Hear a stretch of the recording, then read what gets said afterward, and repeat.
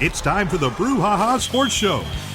Brouhaha Sports with award-winning sports writer Dale McKee and co-host Marshall Wood. Talking sports with the legends of the game and famous sports personalities. Brouhaha! Now to Marshall and Dale with tonight's guest.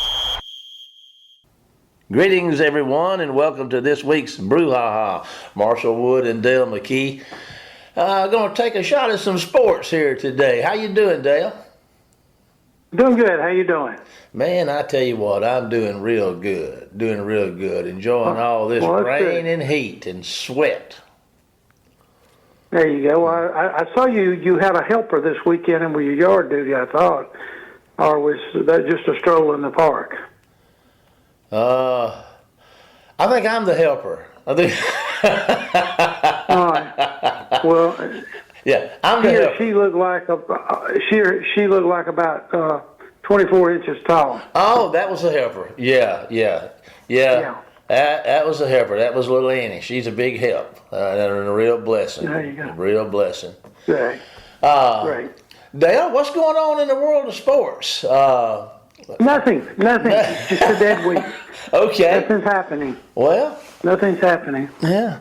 Well, maybe you would care to share. Last week, a lot happened. Okay. A lot happened last week now. A lot happened. Well, we had the media days at the SEC media days. I guess some of the things that might have happened went on around there. Yeah. There was a lot of things there. They had the Major League All-Star game out in that area, and I'm trying to think of somewhere else. Oh, politics is trying to take over the headlines. So, I mean, that's a shame, isn't it? Okay. Yeah. Okay. All right. Yeah. Hold on. Okay. Yeah. Let's do it. Okay. Oh, just interesting times. Now, we talk about brouhahas, and if ever you wanted a brouhaha, let's just go into politics. So we're not going to really get too down and dirty, but it is interesting things going on, and I'm not pushing one candidate over another or anything there. I'm just talking about the situation. And, man, have you ever seen this, Dale? Have you ever seen a presidential candidate? I don't. I don't know. I mean, I don't know in my lifetime I have. I'm sure, at some point in history they might have, I know what, Andrew Jackson, they tried to impeach him back in the day. That was a long time ago, though. Andrew Johnson, the senator from Tennessee. But anyway, I just don't know. Sometimes people don't know when to give it up. Yeah. And it's just like, when it's time to retire, you just have to, you just kind of know it's time, but some people... Tell me about it. Tom Brady, he was the exception, right? Mm-hmm. And, but you always want to go out on top. Yeah. And so, I don't, I'm a little bit different. I'm not trying to give my political views on it, but I respect the office of the president, no matter who the president is. Yes. I might have voted for him, I might not have voted for him. I agree. But I've grown up in a generation that you respect the office of the president. You may not like the president, but you respect the office and what the responsibilities come with that, and that you pray for that person to lead our country in a way that is beneficial to everyone in the country, not just one select group or you're just your friends, or something like that. So, I respect the office, and if I don't think that person's doing a good job, then the next time the election's up, then I have my voice. Yeah. And so, I go to the polls and vote. But, no, this is, I'm concerned about our country. I really am. Yeah. I really pray for it every night. I really do. Yeah. And it's, I just wish we had more people wanting the office of the president that was qualified. Ooh. And it just seems like that we're getting the same ones all the time running. I would rather have a different selection every now and then. Let me tell you something that I was kind of wondering about, and I agree with what you're saying there. You respect the office. Johnny Manziel. We talked sports show. Remember Johnny Manziel? Didn't he kind of? I remember Johnny Football. Remember that thing where he'd hold his hands up and he'd rub his thumb and his index finger like "Show me the money." money's a big part in this thing. And, we talk about President Biden has decided not to continue, in his race for president this time. And he's got a bunch of money in his what they call them war chest, campaign chest. I think $95 million or something. And with him stepping out, that's a lot of money that's sitting around there. But can't just anybody get that money. Have you looked? Do you know where that stands? No, I really don't. I just know that there is money that's tied to the National Democratic Party, and that there's some individual money that was donated to him for his campaign on a separate level. And I don't know how that donation stuff works. Well, I know a little. I'll tell you this. I don't know much about this part that got me interested. It's $95 million, give or take a million or two, and that President Biden has in his campaign coffers. Now, where that came from or where it went, I don't know. But the reading provides that the only person who gets that money, and the only person that can get it for the campaign is Kamala Harris. Now, either she can get it as being a presidential candidate, or she's got to be on the ticket. She got to be on the ticket, either president or vice president, to get access to that $95 million. So I'm just going to say, Biden recommended her, but the Democrats haven't picked her yet. But it's going to be interesting to see, I dare say that she's going to be on that ticket. I don't know if she's going to be the presidential candidate or whether she's going to be the VP candidate, but $95 million would probably get you a seat at the table, wouldn't you think? I would think, too, it's interesting, people ask me sometime, whether they don't need to select him at the convention, and I said, well, they don't really have any choice, talking about President Biden, because he's already got all the delegates. He won those in the primaries. They can't take them away from him unless he resigns. So now, to me, it seems like it's open season, and who the Democrats nominate as president, I would assume would have their own choice. That person would have their own choice as vice president.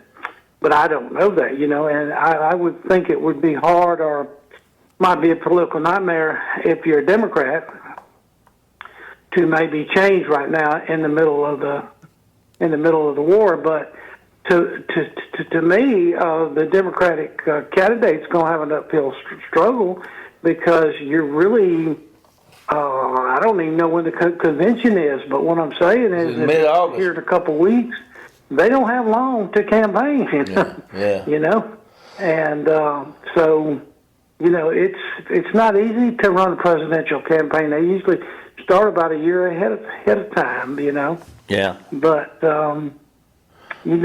I think that I'm concerned about the president's health. Yeah. That's my main concern, Yeah. Yeah. I just don't know if that is a tough job, and can they do it on a day-to-day basis, 18, 19 hours a day for 4 years? It's a tough job. Yeah. Tough job. I wouldn't want it. I really wouldn't want it, You wouldn't? So don't put my name up. So do not put my name up, Marshall, please. Oh man, I don't know what I'm gonna do now. I was gonna put you right on in there, and I was gonna have to get Kamala with you so you could get that $95 million, but don't look like. Well, I tell you what, I don't believe you're gonna make it, Dale, but we'll get them next time. I tell you what, let's do, Dale. Let's take a commercial break. Yeah. Let's take a commercial break and hear from our sponsor, and then we'll come back and. We'll see if we may talk more politics, we may talk sports. We don't know what we're going to talk about, but stay tuned, folks, for right after this commercial and find out. We'll see you after the break. Phillips Building Supply in Laurel, your hometown building supply store since 1954. We are locally owned and pride ourselves on helping our customers find exactly what they need. From foundations to roofs to doors and windows, Phillips has it. For tools, hardware, lumber, and plywood, visit Phillips Building Supply. Welcome back, everybody. We've been hammering on the national political scene a little bit. Let's keep it at the national level. Looking at some headlines, Dale, what did you know about did the WNBA and the Olympic women's team play last night? You know anything about that? No, I really don't. I really haven't, checked that out so far. Today, I thought the WNBA was in the All-Star weekend or something like that. Yeah. I'm not sure. Well, I see a headline right here. I can't read some of these names, but Ariki Ogumbole's record night. This was, I believe, might have been a night or two ago. Led Team WNBA past Team USA by a score of 117 to 109. So, Oh, really? Caitlin Clark was playing that. Angel Reese. It got a lot of attention. Playing. They both, I guess, got snubbed from the Olympic team, so they get on the national team from the WNBA to give them some practice, and I guess they give them a little more than they bargained for. What do you think? Yeah, I think they did by that score. Hey. By that score. I don't think the Olympic team had anything to gain from that game, except embarrassment. Going in.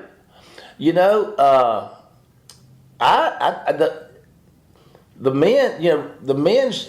I've lost a lot of this, but the Olympics are coming up, and we got the men's. I read where LeBron James is on the men's. He made a layup a couple of nights ago right at the end of the game to keep from getting beat. So I don't know if you've had a chance. I know you've been on the road a lot.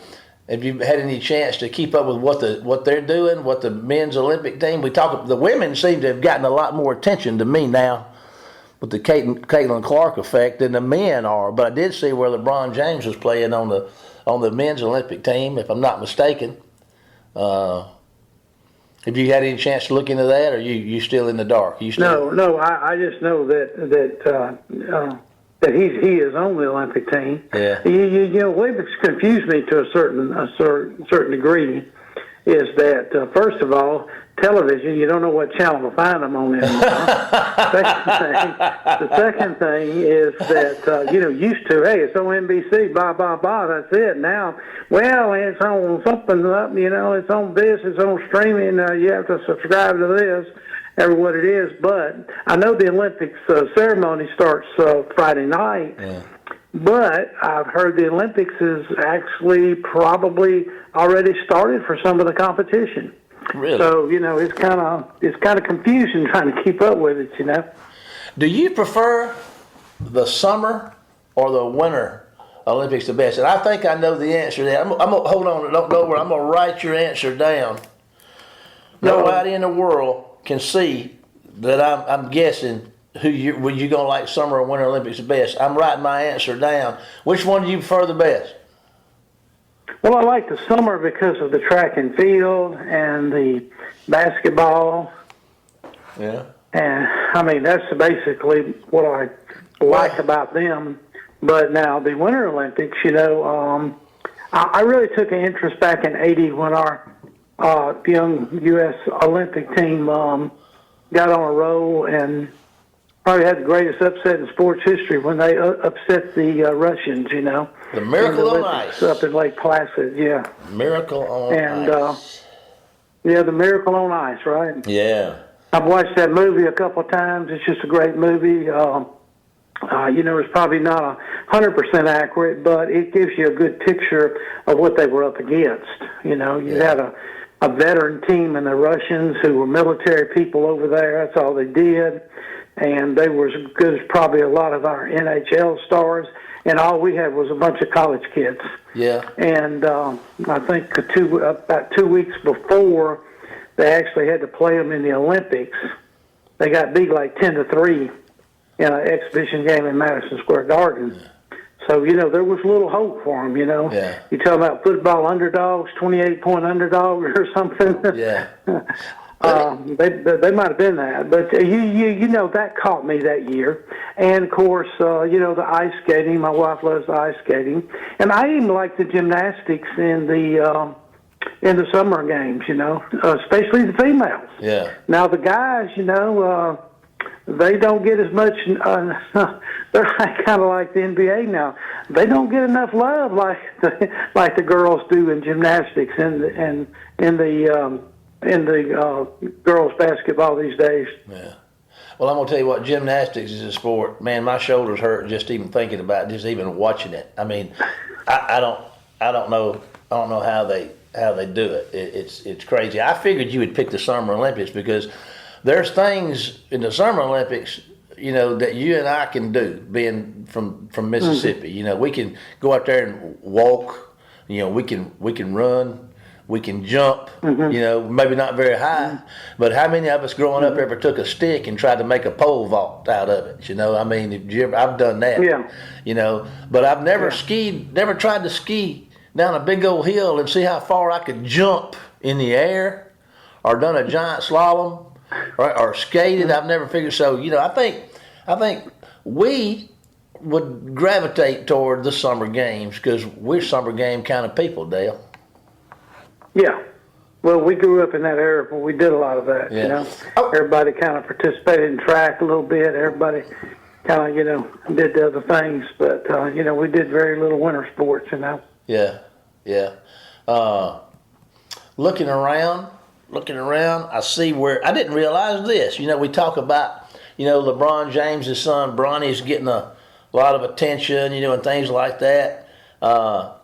I didn't realize until I saw this headline that there's a Scottie Pippen Jr. playing in the NBA. Did you know that? I bet you did. Well, I didn't know he was in there. I knew he played for Vanderbilt in college, and so he probably is about that age that he would be. He got a triple-double in the Grizzlies win Sunday or Monday, I believe. So Scottie Pippen. Well, you up on this basketball, man? I'm amazed. I mean, you're like a dictionary, encyclopedia. I mean, you're just roaring it out today, man. I'm proud of you. Well, when it gets in the ditch, man, you got to hook something to it and pull it out. I'm just plowing a little bit, brother. I'm just plowing a little bit because we ain't told nobody, but we the guest again tonight. We do? Yeah, we're it. I don't know if you realize that or not. We're the guests. Well, you tell our vast worldwide audience that we promise that we will have a guest starting next week with Tyler Cleveland for at least through the end of August. We will have experts coming in to talk to us about. Tyler's going to talk to us about high school football. Then we got the great Tony Hughes, Hold on a long time coach. You ain't listening. Hold on. Let's talk about the guests you got coming up and what let's kind of talk about their topic a little bit. So you got Tyler Cleveland coming on. He's been here before, and he's going to talk about high school. He's going to talk about high school football. What do you think high school football? Are you excited about the seasons coming up? I believe they're out there starting to practice. Boy, it's hot right now. I'm not thinking about it. It's hot. Goodness. give me a few weeks. Oh man. I know here. Wayne, I know here locally, they have Wayne County starts on the 23rd of August with the hosting, Kevin Gandy and the Northeast Lauderdale Trojans will come down for a preseason kind of deal, and then the following week, high school football comes on, then the NCAA and the pros, and how hot is it going to be late August and early September, man? It's going to be vicious out there. Oh yeah, it's tough, but I'm just glad that they're almost starting like in the old days after Labor Day. So I know that preseason game on the 23rd will be more or less a expanded scrimmage. Yeah. But it's always good to hit against somebody else besides your own team. The Williamson team coming in Mobile that we opened the season with on the 30th. The rumor mill has that they have about 5 or 6 Division I prospects on it. I've seen that in print. They've got 5. They got 5 with D1 offers, and I'm not sure that maybe 3 or 4 of them are SEC offers. Yeah. So I think they won 3 ball games last year, and then they coming in here with a sack full of D1 talent. Well, so. The NIL is active again, I guess. I don't know. Oh, who did you say? Who you think you might have besides Tyler Cleveland? Who you think coming up after him? All right, on the first Tuesday of August, we have Tony Hughes. Tony was a longtime assistant coach at Mississippi State under Dan Mullen, and he was pre-Dan too, wasn't he? He was pre-Mullen too, wasn't he? Yeah, he was Mullen, and he was Leach, and of course he might have even been there last year for Libby. I'm not sure, but he was Jackson State's head football coach for a couple of years too, if you remember. But he played down at Southern Miss. He's a kind of a, he played down there back in the late 70s, early 80s. He was a defensive back, and he's just a great guy. And he's going to just talk to us about college football, how it's changing, and things of that nature. And the following week, we'll have John Sigler from the New Orleans Saints. He's going to be talking about the Saints. And we've had him on the show about a year or so ago. Let me stop. And then we got Ben. Let's go back to Tyler. Let's talk about Mr. Hughes, Coach Hughes, a minute. He's a big deal. He's been a big deal in recruiting. That's kind of his forte, is it not? His ability to get out there. It is. Yeah. I remember when he came down back in 2015 to. Mullen came down, and Tony was the talker. And then the next couple of years later, they came down for, I believe it was the Cooley Boy. Yeah. That's down at Southern Miss now. Yeah. Tony was instrumental in that. Yeah. He brought the head coach at that time down. I can't remember the head coach's name. He's one that took Mullen's place, only stayed for like a year or two. Yeah. I can't remember. He had come from Penn State. Oh, and, yeah. Boy, he just kind of disappeared. Yeah. I remember that guy. I can't remember. His name. Can't remember his name. Bless his heart. Joe Moore. Well, stay there. Was it Moore? Yeah, Joe Moore or Moorhead or maybe. something like that. How about that? Yeah. I'm flexing. Yeah. Get you some of that. State got that mode. If they don't win, they cut them loose, man. It doesn't take long. Keep them long. Move on down the line, brother. Hey, move on. If you can't win, go on. Yeah, speaking of that, I'm anxious to see what LSU does with their coach over there if he doesn't win a national championship this year. They don't put up with that. They fired Les Miles. I think after he had a 10 or 11 win season, they fired Knucklehead down there, Orgeron, after he had 2 years or a year or two after he'd had the greatest team in NCAA history, supposedly. And now they got this guy down there, and he's I think he's underperforming a little bit. LSU, they'll put you on the road now. They're another one that'll put you on the road. You talk about State, LSU will too. It might be straight. I mean, Saban only. Of course, Saban probably left on his own, but Saban wasn't down there 4 or 5 years. And, it must be a tough place to coach, all I know. Well, they expect to win. They expect to win in Tiger Town. All right, we got through. I stopped you, and we got on Coach Hughes, and we got who was coming up next after Tony?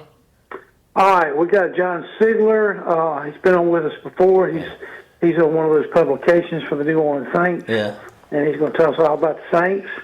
And then the following week, we're going to talk to Ben Smith, who is a assistant baseball athletic director at William Carey. But Ben also has a show, a hunting and fishing show, called Pinstripes to Camo. Man. Pinstripes is kind of like the New York Yankee, motto, and camo is the hunting. So he'll talk a little baseball, a little hunting and fishing with us, and he's a great guy. Man, we got some guys around here that like to hunt and fish, and we got some guys and gals, folks. Women like to hunt and fish too.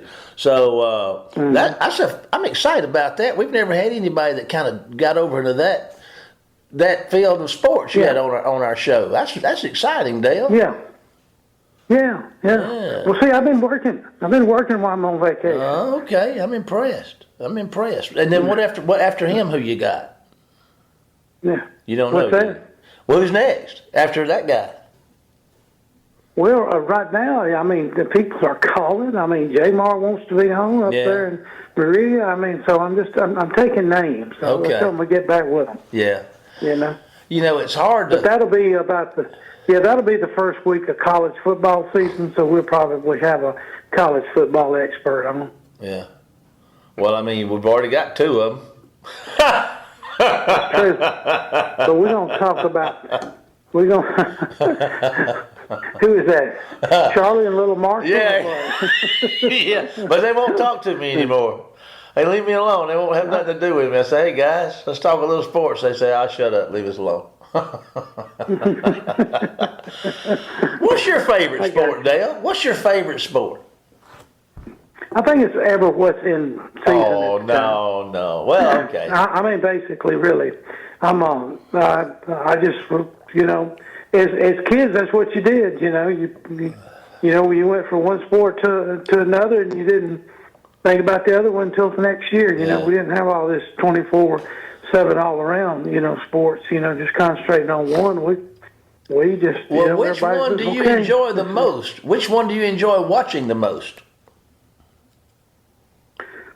Well, it really goes back to, I would kind of say football and basketball are the more exciting a little bit than college baseball. I like college baseball now, I really do, but what I'm saying now, I'm more or less watching the later innings of it. Yeah. When the NCAA tournament, now I may not really care much about regular season, but man, when the NCAA tournament comes on, I'm all in. You're in on the madness. And I'll pick. You're in on the madness. You're a madman. Yeah. So I'll get some little old colleges that I've never heard of. All right, guys, I'm behind you. Let's go now. So that's kind of the way I am. What's the most? I guess I'm excited about college football like usual. Because when a big game comes up, Alabama, LSU, Georgia, Auburn, or Ole Miss State, or something like that, Tennessee, Florida. It just seems like Texas, Oklahoma. You got these great games every weekend. Yeah. Even though you have nobody in the hunt, you just enjoy watching 2 teams go at it. Yeah. And just the excitement in the stadium. Yeah. 100,000, 90,000. Let's face it, they can say what they want. Going to LSU to play is an honor. That would be the, that would be the fullest. Hey, got to play in Tiger Stadium, you can talk to your kids about that, Are you, I'm kind of animated when I watch football. I used to watch golf. I played golf coming up. I hadn't played it in years. Was never any good at it, but I enjoyed playing it. And on Sunday afternoons after church and eating, I used to come in and get in the chair years ago, and you could sit there on Sunday evenings and watch that golf and doze and take a nap and wake up. That was the most relaxing sport to watch I think I've ever found. Football gets me amped up a little bit, and I don't relax when I'm watching a football game. But I tell you what, I can really relax watching that golf. What do you think's the most relaxing sport to watch, Dale? Oh, I would think I have to say golf too, and golf. Sometime when they come down to those final holes, 16, 17, 18, they got 3 or 4 guys, and you don't even know one of them, and they say, okay, this guy, he's never won a major, and and then you kind of start pulling for the guy, or a little bit, Yeah. And then you always have your favorites, and I was always an Arnold Palmer guy coming up. Arnie's Army, Jack baby. Nichols. I used to pull my hair out on Jack Nichols when Nichols was beating. But then I became a Jack fan, as he got a little bit older, and Arnold had retired, Yeah. So it was kind of like that. Tiger. I'm Tiger a Tiger. was a good one. Yeah, baby. Well, Dale, I tell you what. Tiger would run away. A Tiger was no fun to watch. He beat people 30, 40 strokes, man. Come on. He was good, man. Well, look, Dale, we're about to come to the end of our time here today. And anyway, I know that a lot of people don't know that we're brought together by the miracles of modern technology, because we're not sitting side by side today. We're doing this this over the air, over the telephone wire. So we're connected. We're your connection to sports here at WABO. We appreciate y'all listening in. I want to remind y'all that y'all can follow us on Facebook at the Brouhaha, and all of our shows are cataloged or archived on our YouTube channel. You can listen to them on demand at the Brouhaha. Dale, I appreciate you taking time out of your schedule to do your duty here at the Brouhaha. You're always missed when you're away, and we appreciate you stepping up to the plate and getting on base when we need you. Thank you for being with us today in your travels. But you know what time it is. All right, bud. You know what time it is. It's time to say goodbye, Dale. Oh, yeah. It's time to say goodbye, Dale. Goodbye, Dale, and we'll see you all next week for more of the Brouhaha. Get us out of here, Jamie. Phillips Building Supply in Laurel, your hometown building supply store since 1954. We are locally owned and pride ourselves on helping our customers find exactly what they need. From foundations to roofs to doors and windows, Phillips has it. For tools, hardware, lumber, and plywood, visit Phillips Building Supply. You've been listening to the Brouhaha with Dale McKee and Marshall Wood. Heard Tuesday evening, 6 p.m. on WABO. For more of the Brouhaha, follow us during the week on Facebook and WABO.